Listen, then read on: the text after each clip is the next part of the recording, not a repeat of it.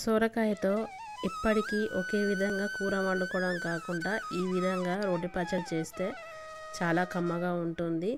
వేడివేడి అన్నంలోకి చాలా టేస్టీగా ఉంటుంది. ఒక ముద్ద ఎక్కువగానే తింటారు. ఫస్ట్ ఆయిల్ హీట్ అయ్యాక పండు మిర్చి వేసుకోవాలి. పండు మిర్చి దొరకకపోతే ఎండుమిర్చి కూడా వాడుకోవచ్చు.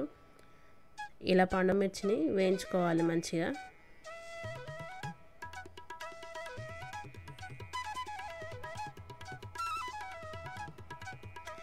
తర్వాత ఒక కట్ట పుదీనా వేసుకోవాలి.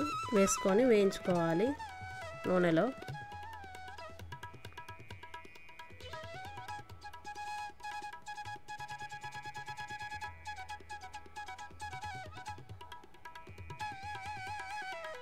తర్వాత 3 టమాటాలు ఇలా సగంగా కట్ చేసుకొని వేసుకోవాలి.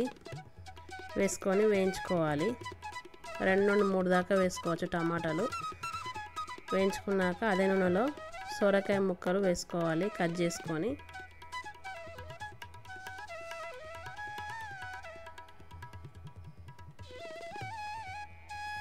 సొరకాయ ముక్కలు తొందరగా మగ్గాలంటే సరిపడా ఉప్పు వేస్తే సొరకాయ తొందరగా మగ్గిపోతుంది. సరిపడా ఉప్పు నేను ఇక్కడనే వేసుకున్నాను సొరకాయ చట్నీకి.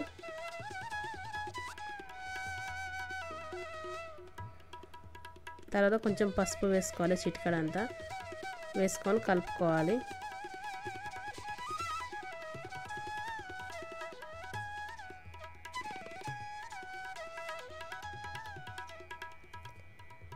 ఈ విధంగా మగ్గిపోవాలి సొరకాయ ముక్కలు. స్టవ్ ఆఫ్ చేసేసుకోవాలి. ఇవి చల్లారేలోపు ఇందాక మనం వేయించి పెట్టుకున్నాయన్నీ మిక్సీ జార్లో వేసుకొని తగినంత జీలకర్ర, వెల్లుల్లి రెబ్బలు వేసుకొని బరకగా పట్టుకోవాలి. పట్టుకొని ఈ పేస్ట్ని మళ్ళీ వేరే బౌల్లో వేసుకొని ఇప్పుడు సొరకాయ ముక్కల్ని మిక్సీ జార్లో వేసుకొని పట్టుకోవాలి. ఎందుకంటే ఇవి రెండు ఒకటేసారి పడితే మిక్సీ జార్లో పట్టదు క్వాంటిటీ, కాబట్టి ఇలా పట్టుకుంటున్నాను. ఇలా పట్టుకున్నాక పోపు పెట్టుకోవాలి. ఆయిల్ హీట్ అయ్యాక జీలకర్ర, ఆవాలు వేసుకోవాలి. వేసుకున్నాక చిటపట్లాడాలి.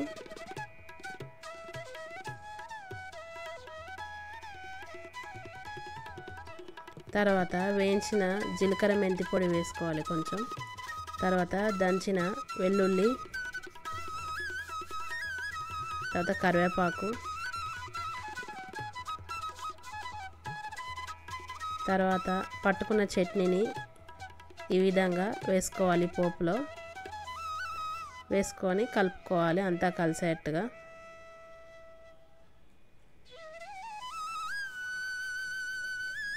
కలుపుకొని స్టవ్ ఆఫ్ చేసేసుకుంటే అయిపోతుంది. సొరకాయ చట్నీ తయారైపోయింది.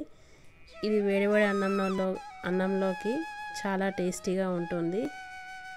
చపాతీలోకి కూడా చాలా బాగుంటుంది. దోశలోకి కూడా చాలా బాగుంటుంది.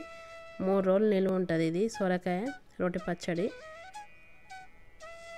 నోరుకు ఎంతో కమ్మదనాన్ని ఇస్తుంది తిన్న కొద్దీ కూడా.